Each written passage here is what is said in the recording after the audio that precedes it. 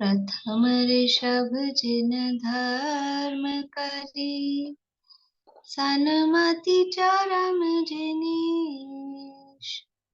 विघ्न हरन मंगल करन, भवतम दुरित दिनेश। वाणी जिन मुख ते खिरी, परिगणाधिप कान। अक्षर पदमय विस्तरी, करहि सकल कल्याण। गुरु गणधर गुणधर सकल, प्रचुर परम्पर और। व्रत तप धर तनु नगन तर, वंदो वृष शिरमोर। वंदो वृष शिरमोर। त्रिभुवन तिलयं देवं, वन्दिता त्रिभुवनिन्द परिपूज्यम्। वोच्छं अणुविहाओ, भव्य जनानंद जननीयो। त्रिभुवन तिलक शत इंद्र वंदित, देव श्री अरहंत को। कर नमन कहूँ अनुप्रेक्षाई, भव्य को सुख कर हो। गाथा पाठ करेंगे।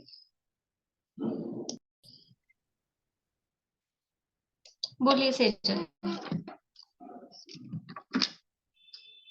हाँ जो जय जिनेंद्र।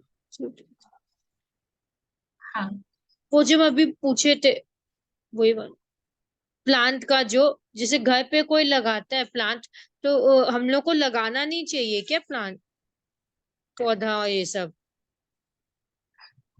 देखो हिंसा तो होती ही है, वो लगाना नहीं लगाना सबका अपना अपना डिसीजन है। हिंसा होता हिंसा है? तो होती ही है। हाँ, मतलब उसमें पाप अब लगता लगाना है? है नहीं लगाना है सबका अपना। हाँ, हिंसा तो होती ही है। मतलब कितना पाप लगता है, मतलब ठीक। आलू जितना पाप लगता है कि क्या?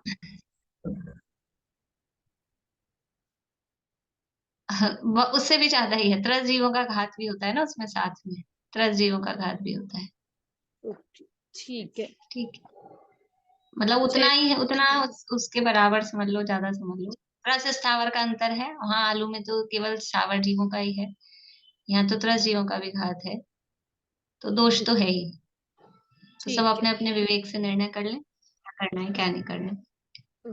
जय। जय श्री।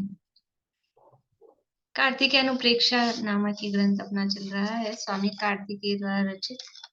इसके अंतर्गत लोकानुप्रेक्षा की चर्चा है। लोकानुप्रेक्षा में जीव द्रव्य का स्वरूप यहाँ बताया जा रहा है, जीवों के भेद प्रभेद, और उसके अंतर्गत समझ लीजिए कि ये जो जीवों का स्वरूप बताया जा रहा है, तो अभी यहाँ प्रारंभ में जीव कांड की चर्चा, जीव कांड के जो प्रारंभिक चैप्टर्स हैं उसके आधार पे थोड़ी सी चर्चा यहाँ की जा रही है। पहले अलौकिक गणित बताई, गणित का प्रकरण वो भी वहाँ जीव कांड में दिया है, और अब ये जीव समास फिर पर्याप्ति प्राण इस तरह की जो चर्चाएं हैं, ये सब उसके आधार पर यहाँ पर दी जा रही हैं।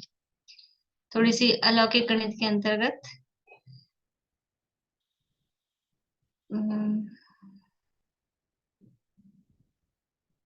उत्कृष्ट जगन्य परीत असंख्यात, जगन्य परीत असंख्यात किस तरह से प्राप्त होता है।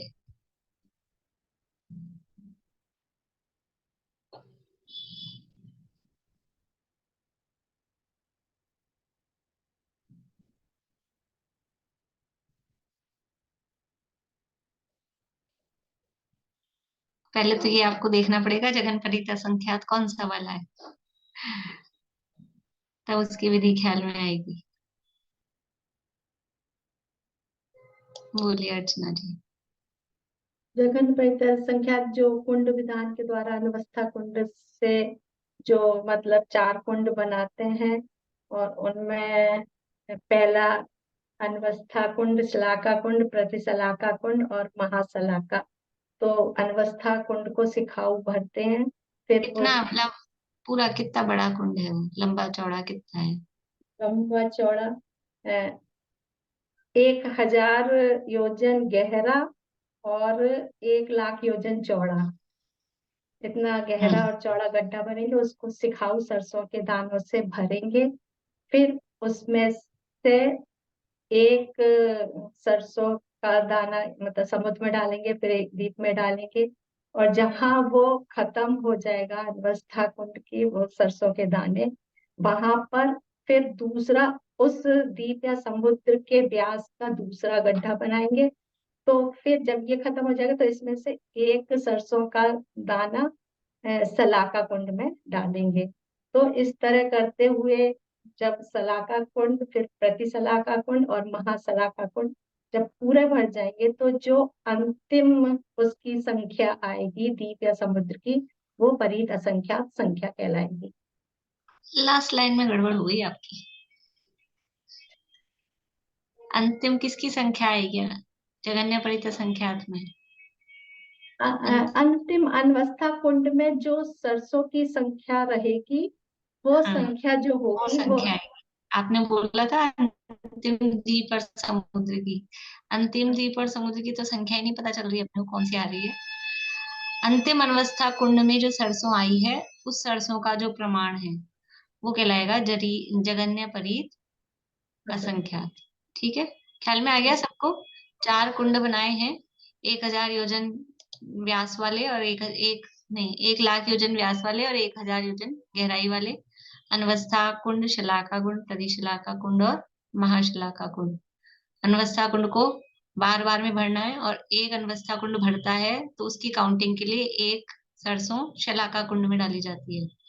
तो जब इस तरह से करके शलाका कुंड पूरा भरना है, तो वही 40 अंक प्रमाण अनवस्था कुंड जब बनेंगे तब शलाका कुंड पूरा भरा जाएगा। लेकिन अनवस्था कुंड कैसे बनेंगे, हर बार उसका साइज कैसा होगा, हर बार उसका साइज बढ़ता जाएगा। अनवस्था कुंड का साइज हर बार बढ़ता जाएगा। शलाका कुंड, प्रतिशलाका, महाशलाका, इनके साइज चेंज होंगे क्या? कितने बनेंगे, कितनी शलाका कुंड, महाशलाका कि वो तो उसकी काउंटिंग के लिए बनाने हैं। पर जैसे अनवस्था कुंड बार बार में नए नए बना रहे हैं, वैसे उसको नए नए नहीं बनाने, उसी साइज के बन रहे हैं। जो भी बन रहे हैं वो उसी साइज के बन रहे हैं। इस तरह से जगन्य परी असंख्यात। उत्कृष्ट संख्यात कितना होता है? उत्कृष्ट संख्यात वो कितना होता है?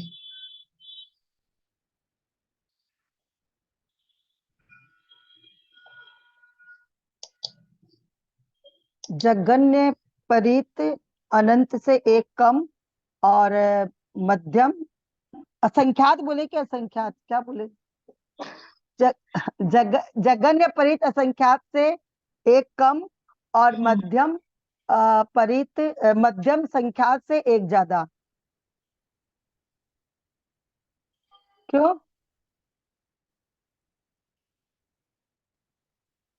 उत्कृष्ट संख्यात कुछ बोला ज्यादा ना बता आपने, दिया आपने। उत्कृष्ट संख्या। हाँ, चमेली आंटी बोलिए।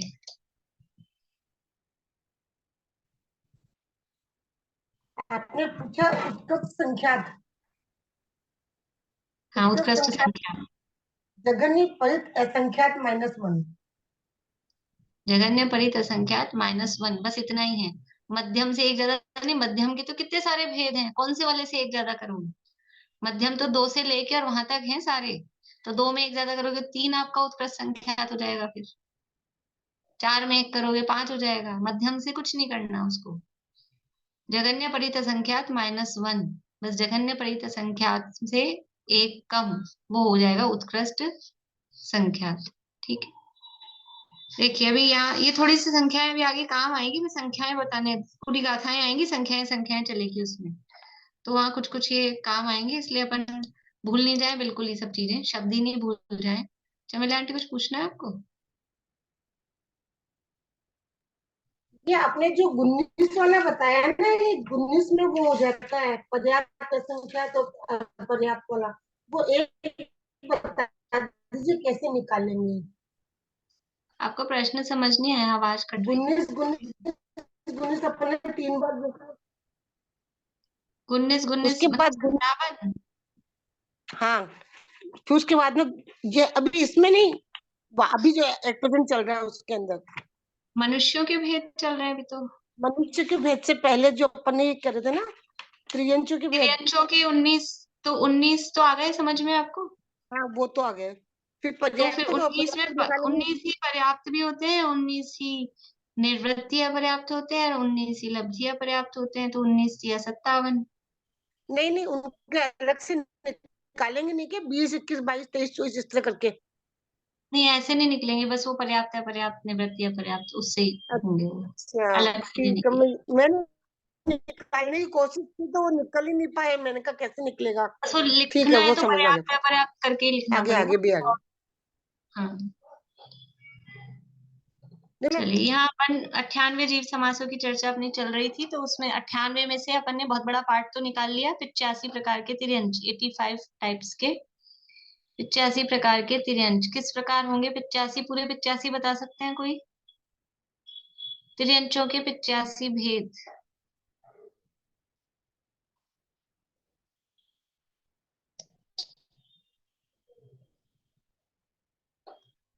बोलो प्रीति। हाँ। पहले 2 टाइप है, गर्भज और सम्मोचन। फिर गर्भज में कर्म भूमि और भोग भूमि। कर्म भूमि में जलचर, थलचर, नभचर के सैनी असैनी के भेद से हो गए 6। और भोग भूमि में थलचर और नभचर के भेद से केवल सैनी, वो हो गए 2। तो ये 6 और 2 हो गए 8। और ये 8 ही पर्याप्तक और 8 ही निवृत्ति अपर्याप्तक, ये हो गए 16 गर्भज। और सम्मोचन 16 में हो फिर गए गर्भज के, एक मिनट समझ में आ गए। गर्भज के 16, हाँ गर्भज के 16 कर्म भूमि के, और पहला कर्म भूमि के और भोग भूमि के। कर्म भूमि के हैं 3 टाइप के, जल थल नभ, और वो तीनों टाइप के हैं सैनी भी और असैनी भी। तो ये हो गए 6 कर्म भूमि के। और भोग भूमि के केवल 2 हैं, थल और नभ, और उसमें अकेला सैनी ही है, तो 2 हो गए भोग भूमि के। 6 और 2 8, और ये आठों के आठों पर्याप्त भी हैं और निवृत्ति अपर्याप्त भी हैं, तो 8 दूनी हो गए 16। आगे। हाँ, अब है सम्मूर्छन। तो सम्मूर्छन में हो गए सम्मूर्छन में 1 से 5 इंद्रिय सारे आएंगे। एक इंद्रिय में वनस्पति का, वो पृथ्वी का एक, जल का एक, अग्नि का एक, वायु का एक, और नित्य निगोध, इतर निगोध। इनके 6 के सूक्ष्म और 6 के बाधर, ये हो गए 12।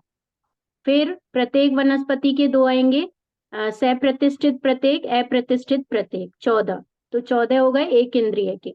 फिर 15वां 2 इंद्रिय, 16वां 3 इंद्रिय, 17वां 4 इंद्रिय। फिर पंचेंद्रिय में जलचर, थलचर, नभचर, तीनों के सैनी भी और तीनों के असैनी भी, ये हो गए 6। तो 17 और 6 23। और ये 23 ही होंगे पर्याप्तक, निवृत्ति अपर्याप्तक और लब्ध अपर्याप्तक। तो ये 23 के 3 के भेद से 69। 69 और गर्भज हो गए 16, ये हो गए 85। 85 प्रकार के तिर्यंच, ख्याल आ गए सबको? ख्याल आ गया? देखो ऐसा अपन खुद बोलेंगे, खुद करेंगे ना, तभी आएगा। ऐसे गर्दन हिलाने से हाँ हाँ और मन में सोच लेंगे तो नहीं आएंगे। जिसको नहीं आ रहे वो इसीलिए नहीं आ रहे। खुद बैठ के पेपर पे 2 4 बार कैसे कैसे हैं वो लिख लें, स्लेट हो घर में, व्हाइट बोर्ड हो, उस पे लिख लें। खाली अपन ऐसे हाँ हाँ या किताब में पढ़ के हाँ हाँ करेंगे तो नहीं आएगा। तो 1 2 बार जरा सी मेहनत करेंगे तो फिर अब कुछ इतना कठिन नहीं है, याद हो जाएगा। तो ये हो गए हैं 85 प्रकार के तिर्यंच। अब अपने को करने हैं 98 देखने हैं।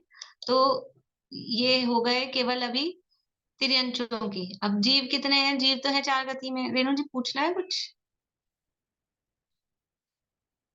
मेरा ही नेटवर्क स्लो है, मुझे अच्छे से दिख भी नहीं रहा है। पूछना है? बोलिए। बोलना है, आपने जो होमवर्क दिया था ना, आपने बोला याद दिला देना। हाँ, क्या था होमवर्क? स्त्री वेद में निवृत्ति अपर्याप्तक दशा में चौथा गुण स्थान नहीं हो सकता।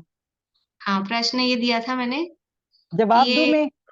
रुकिए एक मिनट, पहले प्रश्न तो याद दिला दूं सबको कि वो पूछ रहे थे, इनका प्रश्न ये था कि भाई ये निवृत्ति अपर्याप्त दशा तो थोड़ी सी देर की है, तो इसको अलग से क्यों लिया है, क्योंकि वो तो पर्याप्त ही होने वाला है। आशा आंटी ने पूछा था ना, तो फिर इसको अलग से क्यों लिया है। तो निवृत्ति अपर्याप्त में का भी मतलब अलग अलग आगे जगहों पर वो काम रहता है कि निवृत्ति अपर्याप्त दशा में कुछ काम नहीं होते हैं।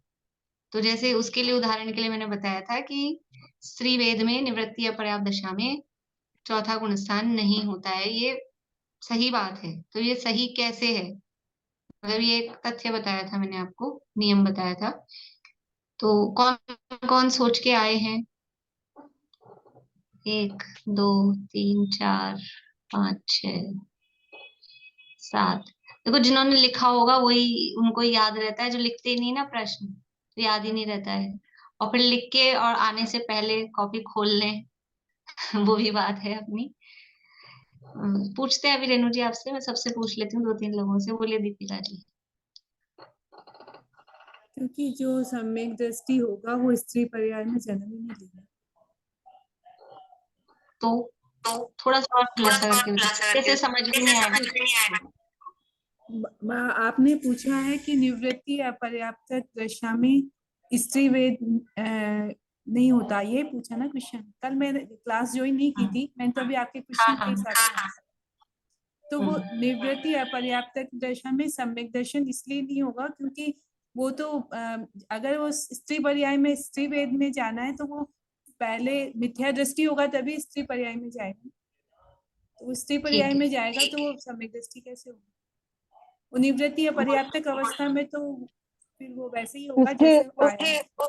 उसकी बंध विच्छित्ति हो जाएगी दूसरे गुण स्थान में, तो वो उसको स्त्री पर्याय में जन्म ही नहीं ले पाएगा। फिर वो मतलब जब वो स्त्री नहीं बनेगा तो निवृत्ति अपर्याप्तक दशा ही नहीं होगी उसकी, बंध विच्छित्ति हो जाएगी दूसरे गुण स्थान में, स्त्री वेद और पहले में नपुंसक वेद की। बढ़िया। अब जो लोग सोच के आए हैं, अगर यही सोचा है सबने या कुछ और सोचा है तो हाथ खड़ा कर दीजिए, इसके अलावा कुछ और सोचा है किसी ने तो। यही सोचा है?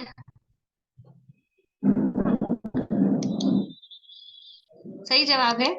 देखो, निवृत्ति अपर्याप्त दशा का मतलब है कि अभी अभी जन्म हुआ है, पर्याप्ति पूरी नहीं हुई, तो उस समय अगर वो चौथा गुण स्थान होगा, कोई भी जीव नया सम्यक दर्शन प्राप्त करता है मनुष्य दशा में, तो इतना तो आपने सुना ही होगा कि 8 वर्ष की उम्र कम से कम होनी चाहिए। 8 वर्ष से पहले अगर कोई मिथ्या दृष्टि जन्म लिया है तो 8 वर्ष से पहले वो सम्यक दर्शन प्राप्त नहीं कर सकता। तो फिर वो अब 8 वर्ष से पहले सम्यक दर्शन प्राप्त नहीं कर सकता, अभी तो वो निवृत्ति अपर्याप्त दशा में ही है। निवृत्ति अपर्याप्त दशा में ही है तो सम्यक दृष्टि तो है नहीं। 1 मिनट रुकिए।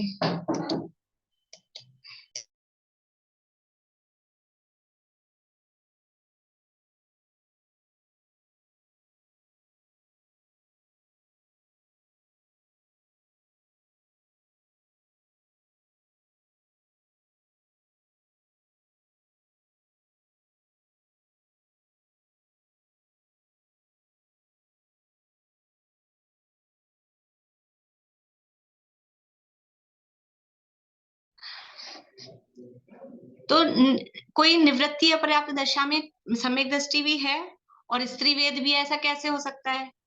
क्योंकि दोनों ने कारण अच्छे बताए कि वो सम्यक दृष्टि है। तो हमने कहा ना सम्यक दृष्टि तो सम्यक दर्शन शुद्धा नारक तिर्यक नपुंसक स्त्रीत्वानी, वो जन्म ही लेगा।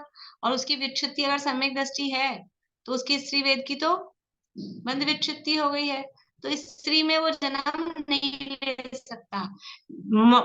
स्त्री में जन्म लेने का मतलब क्या है कि वो पिछले भाव से सम्यक दर्शन साथ लेकर आ रहा है, और साथ लेकर आ रहा है तब निवृत्ति अपर्याप्त दशा में वो सम्यक दृष्टि है। निवृत्ति अपर्याप्त दशा में सम्यक दृष्टि कौन होगा? निवृत्ति अपर्याप्त दशा में सम्यक दृष्टि वही होगा जो पिछले भाव से सम्यक दर्शन साथ लाएगा, क्योंकि इस भाव में तो 8 वर्ष से पहले होगा नहीं। अगर पिछले भाव से साथ नहीं लाया तो इस भाव में 8 साल का होने से पहले सम्यक दर्शन, 8 मान लो गर्भ के 9 महीने भी गिन लो तो 7.25 साल से पहले सम्यक दर्शन नहीं होगा। तो निवृत्ति अपर्याप्त दशा में सम्यक दर्शन उसी को होगा जो पिछले भाव से साथ लाया है, और पिछले भाव से सम्यक दर्शन साथ लाया है तो उसको स्त्री वेद का बंध ही नहीं होगा। वो स्त्री बनेगा कैसे, पिछले भाव से ही सम्यक दृष्टि बन के आया है तो। इसलिए निवृत्ति अपर्याप्त दशा में स्त्री वेद का, नपुंसक वेद का उदय नहीं होता है।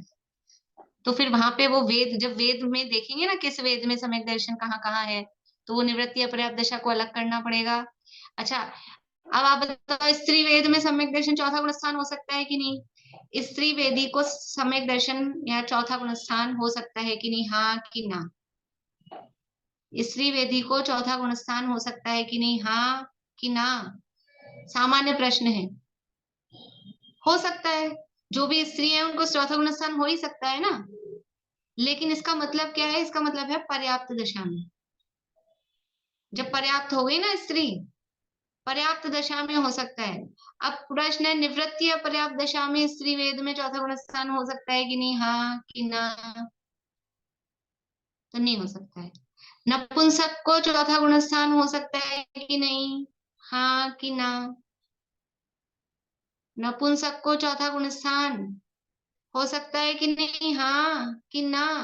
हो सकता है, हो सकता है। मनुष्य नपुंसक को भी हो सकता है, और नारकी तो सारे नपुंसक ही हैं। लेकिन निवृत्ति अपर्याप्त दशा में चौथा गुण स्थान, अब इसमें भी निवृत्ति अपर्याप्त दशा में चौथे गुण स्थान में नपुंसक वेद, तो इसमें गति की अपेक्षा देखनी पड़ेगी। मनुष्य और तिर्यंच गति में निवृत्ति अपर्याप्त दशा में नपुंसक वेद के साथ चौथा गुण स्थान नहीं होगा। लेकिन अगर नरक में जा रहे हैं, नरक में जा रहे हैं, तो वहां निवृत्ति अपर्याप्त दशा में कौन सा वेद होगा चौथे गुण स्थान में? राजा श्रेणी के यहाँ से मर के पहले नरक में गए, ठीक है, राजा श्रेणी यहाँ से मर के पहले नरक में गए, तो सम्यक दर्शन लेके गए कि छोड़ के गए? लेकर गए, शायद सम्यक दृष्टि थे, लेकर गए। तो वहां उनकी निवृत्ति अपर्याप्त दशा हुई होगी कि नहीं हुई होगी? जब नरक में जन्म लिया तो निवृत्ति अपर्याप्त दशा हुई होगी। निवृत्ति अपर्याप्त दशा हुई, वहां निवृत्ति अपर्याप्त दशा में कौन सा वेद था उनके? नरक में, पहले नरक में राजा श्रेणिक का जीव गया, कौन सा वेद था? स्त्री वेद, पुरुष वेद की नपुंसक वेद? नपुंसक वेद। नार की सारे नपुंसक होते हैं। तो अब वहां नरक के हिसाब से अलग चलेगा थोड़ा नियम, कि नरक में निवृत्ति अपर्याप्त दशा में भी नपुंसक वेद के साथ चौथा गुण स्थान होगा। लेकिन मनुष्य और तिर्यंचों में कोई आ रहा है तो वहां निवृत्ति अपर्याप्त दशा में नपुंसक वेद चौथे गुण स्थान में नहीं होगा। तो वैसे अलग अलग तरह से ये थोड़ा सा आपको टेलर दिया है, मतलब इस तरह से हम, किस तरह से हमने पढ़ ली चीजें, अब वो अप्लाई कैसे होती है। हर चीज ऐसे लाइन से लिखी हुई अब अपने को ग्रंथों में मिल जाए, हर शंका का समाधान की ऐसा आप दिखाओ प्रमाण, तो हर चीज ऐसे लिखी हुई। अब ये जो नियम है ना, इन नियमों से फिर हम उसके निष्कर्ष निकालते हैं, नियमों से निष्कर्ष निकलते हैं कि ऐसा कुछ नियम है, तो फिर इससे ये निष्कर्ष निकलता है। बहुत सारी शंकाओं के समाधान इस तरह से फिर उससे होते हैं, इन नियमों के आधार पे। हर चीज अपने को अपन सोचो कि शास्त्र में हम बता दो कौन से शास्त्र में मिलेगी, तो क्योंकि हर किताब में लिखी हुई ऐसे मिल जाए, फिर आचार्यों के प्रमाण चाहिए, तो हर ही चीज ऐसे कोई लिखी हुई मिल जाए बिल्कुल ही, कुछ चीजें अंडरस्टूड होती हैं, और वो जो नियम कानून मतलब जो दिए गए हैं उनसे फिर निष्कर्ष निकाले जाते हैं, ठीक है। तो खैर वो अपना प्रकरण नहीं था, तो थोड़ी सी कल बात आ गई थी, तो फिर उसमें अपन ने चर्चा कर ली है। अपने तो करना है 98 जीव समास, 98 जीव समास की चर्चा करनी है। तो 85 तो तिर्यंचों के हो गए थे, और मनुष्यों के भेदों की चर्चा चल रही थी। तो मनुष्यों के कल हमने कितने भेद देखे थे? 8 प्रकार के मनुष्य कल हमने देखे थे। कौन से 8?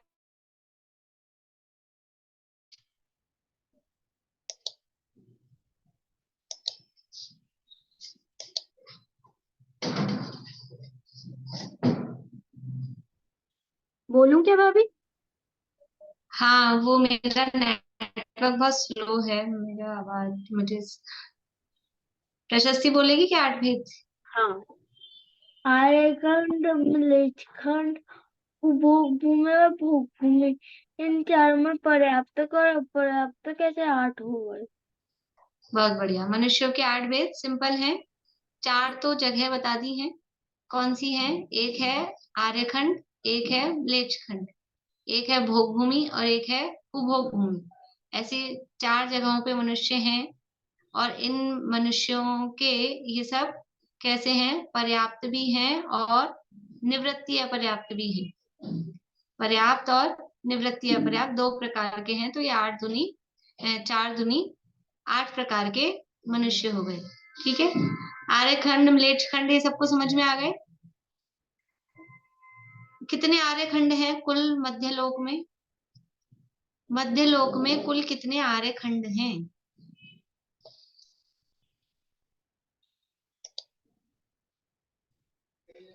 34।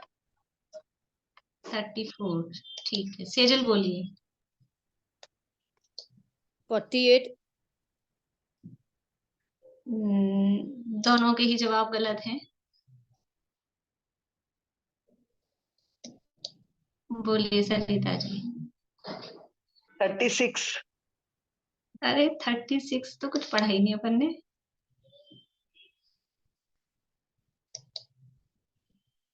48 तो कुछ पढ़ा था, 38 को 34 कुछ पढ़ा था, तो कंफ्यूजन हो सकता है। 170 आर्यखंड है। 170 आर्यखंड है पूरे मध्यलोक बोलो, क्योंकि आर्यखंड केवल ढाईद्वीप में ही है। उसके बाहर तो सारी भोग भूमि है। आर्यखंड है कर्म भूमि यहाँ पर है। तो कितने बताए थे, कैसे बताए थे? केवल जम्बू द्वीप के आपको बताए थे। जम्बू द्वीप के 34 हैं, यानी एक मेरु संबंधी 34 हैं। कैसे हैं कि 32 तो है विदेह क्षेत्र में, एक है भरत क्षेत्र में, एक है आर्यखंड में। तो ये देखिए, ये जम्बू द्वीप का नक्शा है। ये जम्बू द्वीप है, दिख रहा है आप लोगों को? ये जम्बू द्वीप है। तो इसमें ये भरत क्षेत्र है नीचे की तरफ। ये भरत क्षेत्र के 6 खंड हैं। इसमें से ये बीच में है एक आर्यखंड और बाकी के 5 हैं म्लेच्छखंड। इसी तरह से ये उत्तर की तरफ है, ये ऐरावत क्षेत्र है। ऐरावत क्षेत्र में भी ये यहाँ बीच में है आर्यखंड और ये बाकी के 5 हैं म्लेच्छखंड। तो एक आर्यखंड ये ऐरावत क्षेत्र का, दूसरा ये भरत क्षेत्र का, और 34 आर्यखंड हैं। ये देखिए, ये विदेह क्षेत्र में, ये विदेह क्षेत्र का ये एक देश है। ये इतना यहाँ से ये एक बॉर्डर है, ये दूसरी बॉर्डर है उसकी। और ये 6 खंड यहाँ दिखाई दे रहे हैं। व्हाइट वाली जो लाइन है, 1 2 3 व्हाइट एरिया जो है, 4 5 6, ऐसे ये 6 खंड हर विदेह क्षेत्र के होते हैं, विदेह क्षेत्र के हर देश के। और उसमें ये बीच वाला ये जो यहाँ है, ये है आर्यखंड। तो ऐसे यहाँ पर 8 आर्यखंड ये सीता नदी के ऊपर, 8 आर्यखंड सीता नदी के नीचे दक्षिण में। फिर इधर पश्चिम विदेह क्षेत्र में आएंगे तो 8 आर्यखंड सीतोदा के दक्षिण में और 8 आर्यखंड सीतोदा के उत्तर में। इस तरह से 8 चौक 32, ये 32 आर्यखंड हो गए विदेह क्षेत्र के। तो 32 विदेह क्षेत्र के, एक भरत का, एक ऐरावत का। इस तरह से एक मेरु संबंधी हो गए 34 आर्यखंड। तो 5 मेरु संबंधी हो जाएंगे। 34 को 5 से गुणा करेंगे तो 170। 170 आर्यखंड कुल ढाईद्वीप में बोलो, मध्यलोक में बोलो, मनुष्य क्षेत्र में बोलो, 170 आर्यखंड हैं। 170 आर्यखंड हैं। जब आर्यखंड एक है तो म्लेच्छखंड कितने हैं? उसके साथ रेशो कितना है? 1:5। म्लेच्छखंड है 5। भरत क्षेत्र में एक आर्यखंड है और 5 म्लेच्छखंड हैं। तो जब कुल मिला के ढाईद्वीप में आर्यखंड 170 है, 170 है, म्लेच्छखंड कितने हैं? टोटल म्लेच्छखंड कितने हो जाएंगे? बोलिए पूर्णिमा आंटी। 850। 850। 17 पंजे 85, 170 ना, जीरो को छोड़ दो तो 850। 850 कुल हैं म्लेच्छखंड, यानी 170 आर्यखंडों में मनुष्य होते हैं, 850 म्लेच्छखंडों में मनुष्य होते हैं। भोग भूमियां कितनी है? 4 जगह देखी ना अपन ने, आर्यखंड, म्लेच्छखंड, फिर है भोग भूमि। भोग भूमियां कितनी है कुल मध्यलोक में? ढाईद्वीप में कहो, अभी यहाँ मध्यलोक की मतलब ढाईद्वीप की बात चल रही, क्योंकि मनुष्यों की बात अपन कर रहे हैं। इसलिए 2.5 दीप में देखना है। भोग भूमिया कुल कितनी है, बोलिए अर्चना जी। 30 भोग भूमियां। 30 भोग भूमि कौन कौन सी हैं? ये उत्तम भोग भूमि, मध्यम भोग भूमि, जगन भोग भूमि। उत्तम भोग भूमि में देवकुरु, उत्तर कुरु, और मध्यम में वो हिरण्य हैरावत, वही है ना, थोड़ा सा कंफ्यूजन नाम में, नाम पक्के याद नहीं है। ठीक है, मतलब यानी जम्बू द्वीप में हरिवंश और रम्यक, ये इस तरह से 10। हरिवंश नहीं, हरि क्षेत्र। अच्छा, हरि क्षेत्र। हाँ, देखिए, यानी जम्बू द्वीप है, ये वापस से अपन नक्शा देख लेते हैं। ये जम्बू द्वीप है, तो भरत, ऐरावत और विदेह, ये 3 क्षेत्र तो अपन ने आर्यखंड मलेच्छ खंड के अंतर्गत ले लिए।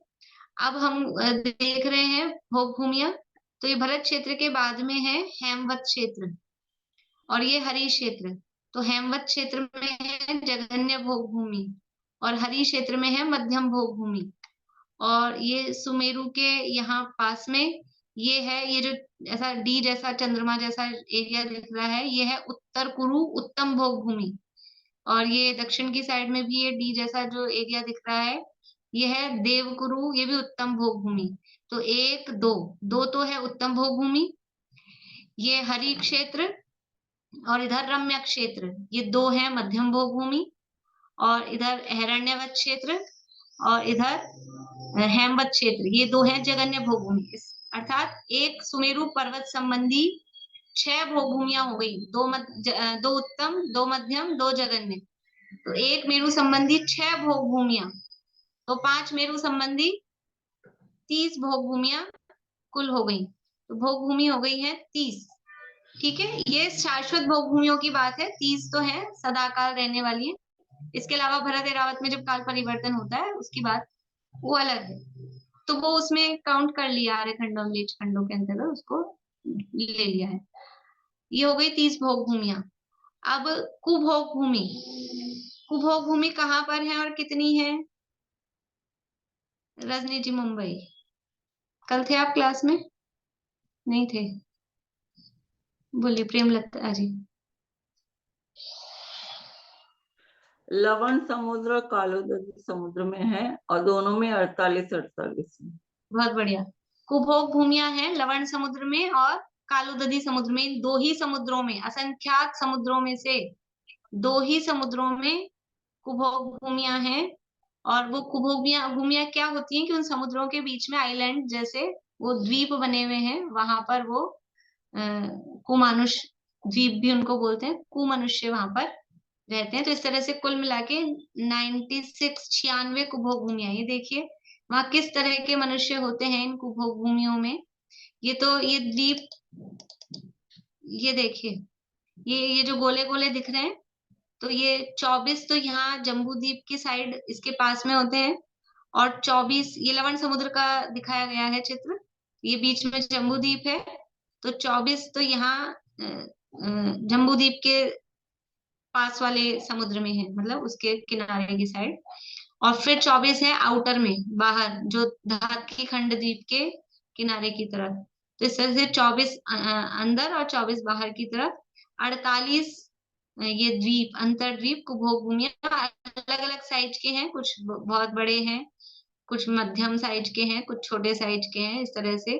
और ये कुमानुष कैसे होते हैं उनके चित्र यहाँ बनाए गए हैं, कि किसी का खरगोश जैसा कान है, किसी का बंदर जैसा मुंह है, किसी का एक टांग है, एक को रुख, कोई सिंह के मुंह वाला है, कोई घोड़े के मुंह वाला है, कोई कुत्ते के मुंह वाला है, कोई बैल भैंसे के मुंह वाला है। इस तरह से अलग अलग, किसी के कान इतने लंबे हैं कि एक कान को बिछाए और एक कान को ओढ़ ले, लंबकर्ण, व्याघ्रमुखी, अलग अलग तरह के अभाषक, ये यानी बोलते नहीं है, गूंगे हैं, उल्लू के मुंह वाले हैं, अलग अलग तरह के वहां ये मनुष्य रहते हैं, इसलिए इनको कुमनुष्य है। तो मनुष्य मनुष्य गति, मनुष्य आयु, इन कर्मों के उदय हैं, लेकिन कुछ काम ऐसे किए कि मतलब कुछ पुण्य भी किया लेकिन अज्ञानता पूर्वक किया, तो उसके फल में भोग भूमि तो मिली, लेकिन स्वयं का शरीर ऐसा हुआ कुछ मिश्रित त्रिअंशों का जैसा मिश्रित, और मतलब वो कुमानुषी कहे जाते हैं, इस तरह का ये इनका उदय रहता है। तो ये 48 लवण समुद्र में है और 48 ही कालोदधी समुद्र में, 96 कुभोग भूमियां हैं। तो यहाँ पर अब जितने भी ये सारे मनुष्य हैं, आर्यखंड में, म्लेच्छ खंड में, भोग भूमि में और कुभोग भूमि में, ये सब कैसे हैं? ये पर्याप्त ही है, यानी पर्याप्त नाम कर्म का उदय है। तो पर्याप्त नाम कर्म का उदय होने पर दो तरह की दशाएं इनकी बनेगी। जो जो पर्याप्त होते हैं वो निवृत्ति अपर्याप्त तो होते ही होते हैं, और जो जो निवृत्ति अपर्याप्त होंगे वो सब पर्याप्त होंगे ही होंगे। तो ये दोनों प्रकार एक साथ चलेंगे। तो 4 प्रकार के मनुष्य हैं और 2 तरह की उनकी अवस्थाएं हैं, पर्याप्त और निवृत्ति अपर्याप्त। इस तरह से हो गई 8। अब देखिए अगली गाथा अपनी, गाथा नंबर 133, 66 नंबर पेज है। चमेली आंटी कुछ पूछना है? बोलिए।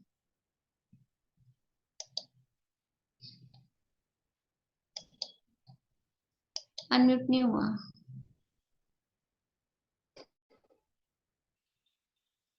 आवाज चालू करिए। भोग भूमि जो होती है हम्म। उसमें करा मैंने, भोग भूमि में अपर्याप्तक होते हैं कि नहीं होते हैं? भोग भूमि में, हाँ, भोग भूमि में पूछ रहे हो? नहीं होते, भोग भूमि में अपर्याप्त जीव नहीं होते। अभी तो सब पर्याप्त की बात की है अपन ने, पर्याप्त की ही बात मतलब की हाँ है। नहीं अब होते ना अपर्याप्त। नहीं, लेकिन जैसे आपने कहा कि भोग, जितने भी पर्याप्तक होंगे वो निवृत्ति अपर्याप्तक तो होंगे ही होंगे। तो निवृत्ति अपर्याप्त को हम अपर्याप्त नहीं करेंगे। अपर्याप्त अगर अकेला बोलते हैं तो वो लब्धि अपर्याप्त से उसका अर्थ लिया जाता है। अगर क्योंकि बिना निवृत्ति अपर्याप्त हुए अच्छा, कोई पर्याप्त कैसे हो सकता है? तो पर्याप्त जब वो हुआ है तो उससे पहले वो निवृत्ति अपर्याप्त दशा, उसकी प्रोसेसिंग तो हुई ही है। इसलिए वो तो, वही तो मैंने अभी भी कहा था कि जो जो पर्याप्त होगा वो निवृत्ति अच्छा, अपर्याप्त तो हुआ ही होगा, ऐसा हो ही नहीं सकता है। कोई व्यक्ति समझ लो जवान हुआ है तो बिना बचपने की जवान हो गया?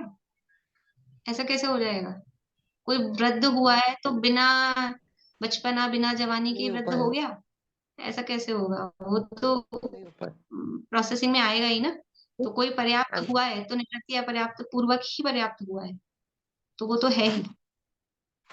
अपर्याप्त मतलब लब्धि अपर्याप्त नहीं होंगी। भोग भूमि में लब्धि अपर्याप्त जीव नहीं होते। देखिए अब ये गाथा 133 नंबर की,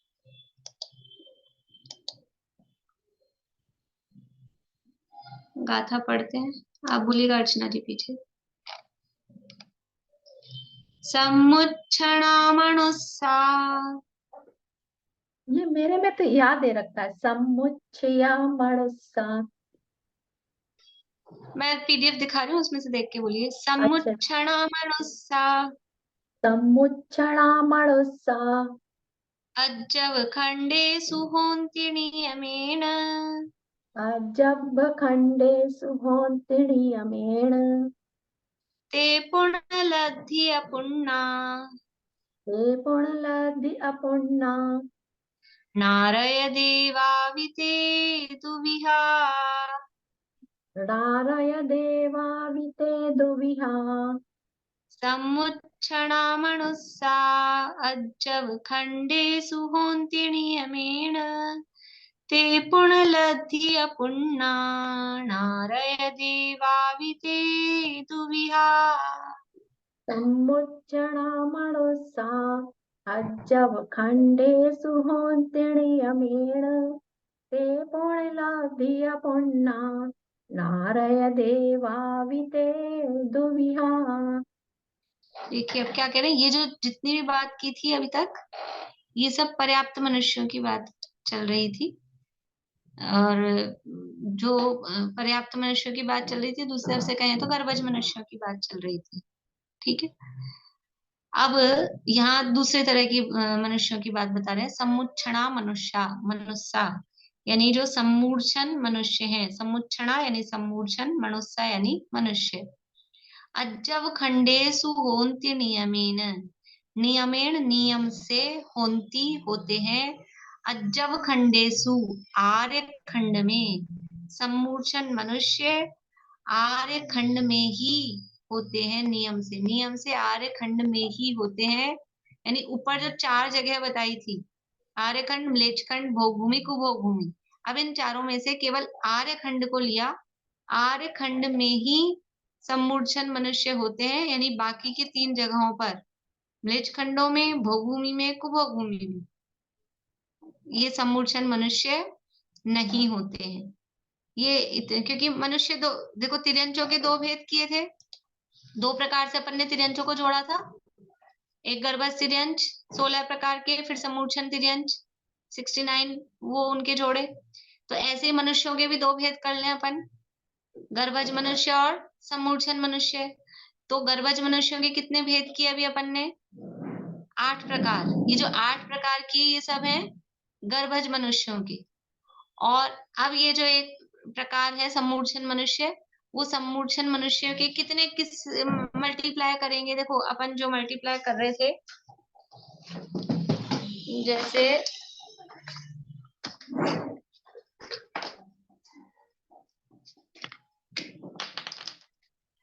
अभी अपन ने मनुष्यों को कैसे मल्टीप्लाई किया कि 4 तो जगह है उनकी, आर्यखंड, म्लेच्छखंड, भोगभूमि, कुभोगभूमि, फिर वो पर्याप्त और निवृत्ति अपर्याप्त, है ना, और फिर वो गर्भज, ऐसे किए ना अपन ने।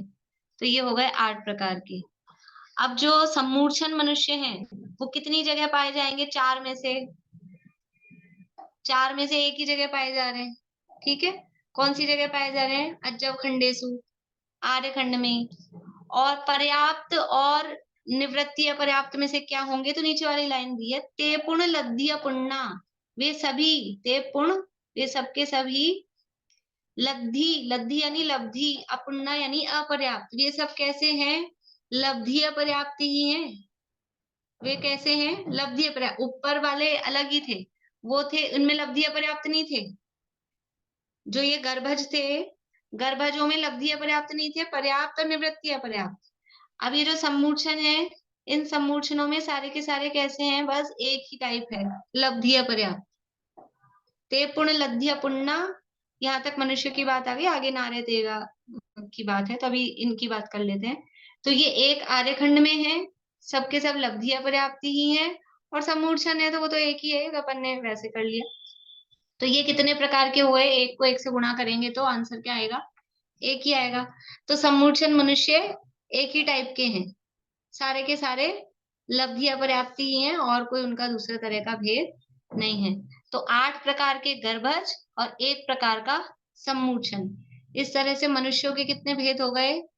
9 भेद मनुष्यों की। ठीक है, ज्यादा उलझाया नहीं आपको। 8 प्रकार के सम्मूर्छन, 8 प्रकार के गर्भज और 1 प्रकार के सम्मूर्छन मनुष्य। और इसमें भी इतना मतलब एकदम स्पष्ट है कि जो जो गर्भज मनुष्य हैं वो सब पर्याप्त ही हैं।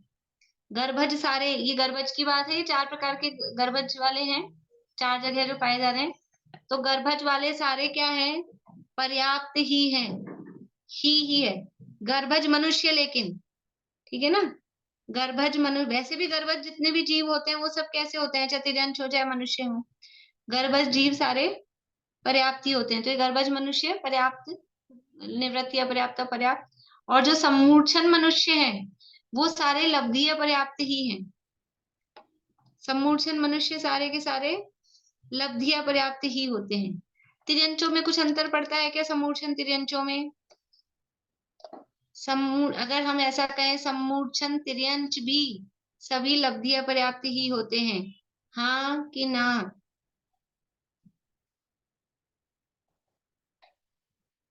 सम्मूर्छन तिर्यंच लब्धि अपर्याप्त नहीं होंगे। तो सम्मूर्छन तिर्यंच कितने प्रकार के होंगे? 1 प्रकार के, 2 प्रकार के, या 3? मतलब पर्याप्त, निवृत्ति अपर्याप्त या लब्धि अपर्याप्त, 3 प्रकार के होंगे। 1 प्रकार के होंगे कि 2 प्रकार के होंगे? सम्मूर्छन तिर्यंच 1 प्रकार के होंगे, 2 प्रकार के होंगे कि 3 प्रकार के होंगे? बढ़िया, अच्छा जवाब आ रहा है, बोलिए सेजल। 3। 3, बढ़िया, ठीक है, सबको समझ में आ रहा है। यानी सम्मूर्छन तिर्यंच है तो तिर्यंचों में तो पर्याप्त भी होंगे लब्धि अपर्याप्त भी होंगे, निवृत्ति अपर्याप्त भी होंगे, लेकिन समूर्छन मनुष्य कैसे होंगे? वो सब लब्धि अपर्याप्त ही होंगे। इसका पेपर लूंगी मैं, आप लोगों का पहला नहीं लिया मैंने उसका, लेकिन ये पेपर टाइप है, मतलब इसका पेपर बनाया जा सकता है। पहले वो चीजें थी तो उनमें था क्या, पेपर बनाया उनका, वो भावनात्मक थी बिल्कुल। ये थोड़ा बौद्धिक स्तर का थोड़ा सा कुछ प्रकरण अपना हो जाए तो अलौकिक गणित, और थोड़ा सा ये प्रकरण लेके थोड़े का ही अपन एग्जाम रखेंगे, ताकि आप लोगों को ये चीजें पक्की होनी चाहिए, पक्की होनी चाहिए ये चीजें, ठीक है? मतलब अध्ययन के हिसाब से, स्वाध्याय के हिसाब से आगे, और फिर आगे फिर अपने को निष्कर्ष अभी मैंने कहा ना, ये चीजें याद होके फिर उससे अपने को आगे निष्कर्ष निकालने आने चाहिए, कि कहीं अपने को शंका हो ना खुद को ही, तो हमको ऐसे कुछ नियम, इस तरह के इसमें कोई नियम है क्या, तो उसको देख के खुद को ही उससे समाधान लेने की कोशिश करनी चाहिए, खुद को ही, क्योंकि ज्ञान ही समाधान कारक है, तो अपने ज्ञान से ही अपने को ही फिर उससे समझ में आने लग जाता है। बोले सी चलिए। भी पढ़ा दे जम्बूदीप स्वामी, और ये उसी में है क्या, तत्वा सूत्र में, या कौन सा? हाँ, तत्वार सूत्र के 3रे अध्याय में। अभी आप तीसरा अध्याय करा रहे हो क्या? नहीं, अभी दूसरा। मतलब अभी ये चैप्टर आप लोगे अभी ये सबका एग्जाम का, वो हम लोग तत्वा सूत्र से पढ़ना है क्या? नहीं नहीं, तत्वार सूत्र का नहीं, ये कार्तिक अनुप्रेक्षा, यही वाला कार्तिक अनुप्रेक्षा चल रहा है अभी। ओके, कार्तिक अनुप्रेक्षा, ठीक है, ठीक। तो समझ में आया? मनुष्य 2 प्रकार के, गर्भज और सम्मूर्छन। गर्भज मनुष्य वो 8 प्रकार के हैं, 4 जगहों पर पर्याप्त भी हैं और अपर्याप्त भी हैं। इस तरह से 8 प्रकार के मनुष्य, और सम्मूर्छन मनुष्य एक लब्धि अपर्याप्त रूप से एक ही प्रकार के हैं। इस तरह से 9 प्रकार के मनुष्य हो गए। 85 में 9 जोड़ो जल्दी से, बोलो प्रशस्ति, कितने हो गए? 85 + 9 94 94 हो गए। अभी अपने को कितने चाहिए? 98 चाहिए। तो उसके लिए आगे कहा, नारय देवा विते दुविहा। अब 4 गति में से 2 गति के जीव निपट गए अपने, तिरंच हो गए। सबसे ज्यादा भीड़ कहाँ पर है? सबसे ज्यादा संख्या तिरंचों में ही है, तो तिरंच 85 प्रकार के। फिर यद्यपि मनुष्यों की संख्या तो बहुत कम है, सबसे कम संख्यात ही है मनुष्य तो, लेकिन फिर भी उनके टाइप्स के हिसाब से वो 9 प्रकार के मनुष्य यहाँ पर बताए हैं। अब एक है नरक गति और एक है देव गति, 2 तो ये हो गए, नरक और देव। और ये दोनों ही कैसे होते हैं? देखो, अपने को पहले दिन की याद है, मैंने आपको पहले दिन बताया था हम किस किस आधार पे देखेंगे, तो बादर, सूक्ष्म, त्रस, स्थावर, पर्याप्त, अपर्याप्त। तो अब यहाँ पर आके कौन सी, देखो बादर, सूक्ष्म, त्रस, स्थावर, ये सब तो एक इंद्रिय मतलब तिर्यंचों के साथ में चलता है। अब यहाँ पे आके किस भेदों के आधार पे हम ज्यादा डिवीजन बना रहे हैं? पर्याप्त अपर्याप्त के आधार पे। अब जो हमारे चल रहे हैं भेद सारे पर्याप्त अपर्याप्त, तो नारकी और देव, ठीक है, ये एक, और ये अभी नंबर नहीं डालते इस पे अपन, नारकी और देव। अब नारकी कितने प्रकार के हैं? नारकी 2 प्रकार के हैं। पर्याप्त अपर्याप्त इन्हीं में से देखना है, तो कौन कौन से होंगे नारकियों में? पर्याप्त, निवृत्ति अपर्याप्त और लब्धि अपर्याप्त। इनमें से कौन कौन से होंगे? कौन कौन से होंगे? पर्याप्त और निवृत्ति अपर्याप्त और लब्धि अपर्याप्त, इनमें से कौन कौन से होंगे नारकियों में? 2 होंगे, पर्याप्त, और जो पर्याप्त है वो निवृत्ति अपर्याप्त तो होगा ही होगा, तो निवृत्ति अपर्याप्त। और देव भी सेम, पर्याप्त भी और निवृत्ति अपर्याप्त भी। लब्धि अपर्याप्त होंगे क्या? कोई सम्मूर्छन देव, सम्मूर्छन नारकी, कि देव और नारकी सम्मूर्छन नहीं होते, तो ये कौन से हैं? गर्भज हैं, देव और नारकी। देव और नारकी गर्भज भी नहीं होते। देव और नारकियों का जन्म कौन सा है? उत्पाद जन्म है। जन्म के भेद अभी तत्वार सूत्र में आने वाले हैं। तो देव और नारकियों का उत्पाद जन्म है, ना तो गर्भज है ना सम्मूर्छन है। और ये जो उत्पाद जन्म वाले होते हैं वो सब पर्याप्त नाम कर्म के उदय से सहित होते हैं तो इनकी दो दशाएं बनेगी, पर्याप्त और निवृत्ति अपर्याप्त। तो ये कितने भेद हो गए इनके? हो गए 4। पर्याप्त नारकी, निवृत्ति अपर्याप्त नारकी, फिर पर्याप्त देव और निवृत्ति अपर्याप्त देव। तो इस प्रकार से 94 जोड़े थे अभी अपन ने। 94 में 4 और जोड़ देंगे तो कितने हो गए? 98। ये 98 जीव समास अपने पूरे 98। अब इसके बाद गोमट सार में 406 भी किए हैं, लेकिन मैं सोच रही हूँ कि रहने ही दूं आप लोगों की। अब ये 85 में ही 2-3 लोग ही हैं जो करते हैं, कर रहे हैं जिन्होंने, तो याद करें आगे तो 406 पढ़े, नहीं तो थोड़े थोड़े कुछ ज्यादा कठिनाई नहीं है, थोड़ा सा ही भेद प्रभेद और उसमें बढ़ाए हैं उसी रूप में, ऐसा कुछ नहीं है। जैसा आप लोगों का मन होगा तो कर लेंगे, नहीं तो फिर आगे बढ़ जाएंगे। फिर पर्याप्त मैम चालू। मैम आपने कौन सा जन्म बताया, देव और नारकी का? नारकी और देव, उपपाद। उत्पाद। उत्पाद नहीं, उपपाद। उपपाद। उपपाद। हाँ, उपपाद, उपपाद।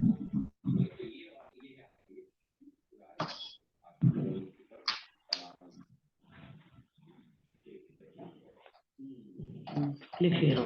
85 प्रकार के तिर्यंच, 9 प्रकार के मनुष्य, 2 प्रकार के देव और 2 ही प्रकार के नारकी। इस तरह से ये जीवों के भेद कितने हो गए हैं? 98। 98 प्रकार के जीव हो गए हैं। और वो सारे हमने पहले 19 तक के देखे थे। 19 तक के देखे थे, उसमें मनुष्य देव नारकी आए थे कि नहीं आए थे? 19 तक के जो भेद हमने जीव समाज के देखे, 1 2 3 4 से लेके 19 तक, उसमें देव नारकी मनुष्य आए थे कि नहीं आए थे? हाँ कि ना?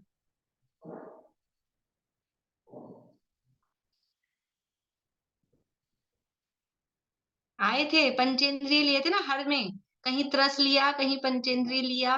तो पंचेंद्रिय कहो या त्रस कहो अकेला, जब त्रस कह रहे हैं तो भी वो ये सब त्रस है कि नहीं मनुष्य देवनार की, और पंचेंद्रिय कह रहे हैं तो पंचेंद्रिय है। तो क्योंकि हमने शुरू में ही क्या कहा था, सारे जीवों को हमको कवर करना है, एक भी संसारी जीव एक भी नहीं छूटना है, केवल सिद्ध भगवान अलग हैं, सारे संसारी जीव इसमें शामिल हैं, यहाँ तक कि 14 गुण स्थान तक के अनंत भगवान भी इनमें जीव समासों में शामिल हैं।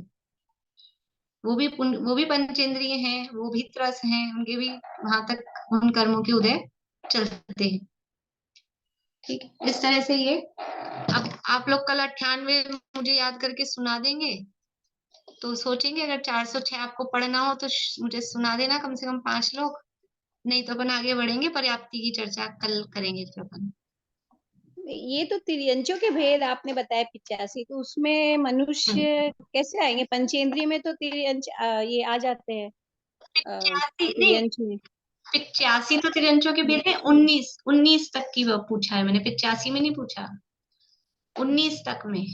19 तक की जो अपन ने चर्चा की थी ना, वो कॉमन चर्चा थी। फिर उसके बाद तिर्यंचों के 85 वो अलग तरह से फिर किया अपन ने वापस। तो ये तो उसी में जोड़े ही थे ना अपन ने, ऐसे नहीं ऐसे नहीं, करके उसमें आगे। नहीं जोड़े। आप देखो जो इसमें 14 बनाए हैं, मतलब वो थोड़ा अलग, खैर वो उस तरह से भी है, लेकिन ये तिरंचों वाले अपन ने अलग ही से बनाए हैं, गर्भाजर क्योंकि समोचन 19 करके। तिरंचों की 19 करने के 85 बाद में उस 19 का कुछ मतलब ऐसे नहीं लिया कि उन्हें 19 को उठाया और अपन ने आगे बढ़ा दिया, ऐसा नहीं किया है। तिरंचों की जो 85 लिए हैं उसमें गर्भज का भेद अलग किया, समूचन का भेद अलग किया और उस आधार पे बनाए हैं। और वो 19 तक के तो सामान्य जीव समास बनाए। एक बार फिर से देखना आप ध्यान से, उस मतलब 19 तक में सारे जीव आ रहे हैं, और जो तिर्यंचों के बनाए हैं उसमें केवल तिर्यंच आ रहे हैं, क्योंकि जो भेद किए पंचेंद्रिय की जलचर थलचर नवचर। अच्छा, हम कौन से हैं इन तीनों में से? हम कौन से हैं तीनों में से? बोलिए रजनी जी। कल्चर। क्योंकि आप थे नहीं ना उस दिन क्लास में, मैंने उस दिन भी नहीं, पूछा मैंने था। क्लास 1 महीना मिस हो गया, 1-1.5 महीना हाँ, इसलिए आपने जवाब दिया है, लेकिन क्लास में नहीं भी होते तो थोड़ा सा उपयोग लगाया जा सकता था। हम थलचर हैं, कौन कौन हाँ कर रहा है? हम तो नवचर भी हैं, आकाश में उड़ते हैं कि नहीं प्लेन में बैठ के, ज्यादा तो हम नवचर ही रहते हैं आजकल। अरे भाई ये तिर्यंचों के वेद हैं, जलचर थलचर नभचर। हम तिर्यंच नहीं है, हम तिर्यंच नहीं है। 85 भेदों में जलचर थलचर पंचेंद्रिय की यही तो भेद किए हैं।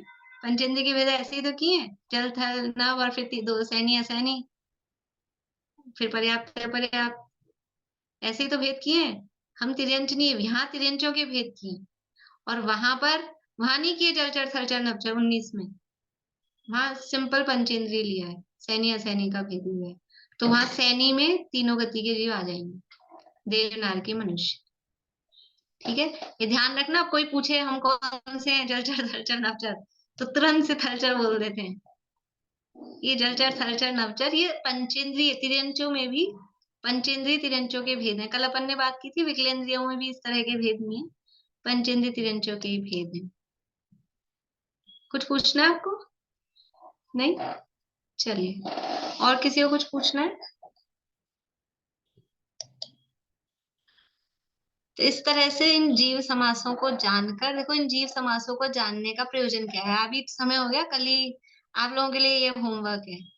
इस चर्चा को पढ़ के कुछ लाभ हुआ हो, कुछ समझ में आया हो, क्या इससे समझ में आ सकता है, सोचने के लिए भी आपको टाइम देती हूँ एक दिन का, कि ये चर्चा क्यों की आचार्यों ने।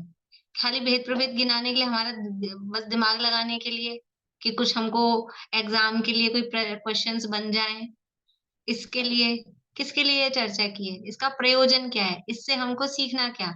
जिनवाणी का कोई भी प्रकरण, कोई भी शब्द वो व्यर्थ नहीं है, मतलब वो सम्यक की प्राप्ति के लिए, वीतरागता के लिए ही निमित्त भूत है। तो इससे हम किस प्रकार से वीतरागता, भेद विज्ञान या सम्यक में निमित्त, इसको किस प्रकार से बना सकते हैं, ये आपको सोच के आना है। अथवा और भी कोई लौकिक अपने को इससे थोड़ा बहुत लाभ होता हो, और भी किसी प्रकार का, तो वो आपको विचार करके आना है। कल अपन थोड़ी लाभ की चर्चा करेंगे, और फिर जैसे भी होगा 406 या फिर पर्याप्ति की चर्चा कल अपन करेंगे। अभी यही पूरा करते हैं। जिनवाणी स्तुति, बोलिए सुमन जी, कहाँ गई?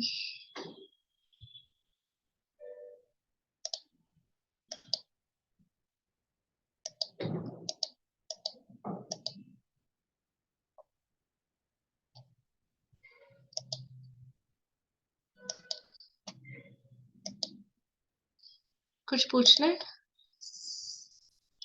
सेजल? कुछ पूछना है आपको? हम बोले जिनवाणी। हाँ, बोल पाएंगे आप? हाँ, मतलब देख के हाँ, मैं आपको। शेयर कर देती हूँ, बोलिए। किसी से कुछ नहीं लेना, किसी को कुछ नहीं देना, अहो निश्चित परमा परमामन मय जीवन हमारा है, ज्ञानमय लोक है मेरा, ज्ञान ही रूप है मेरा, परम निर्दोष समतामय ज्ञान जीवन हमारा है।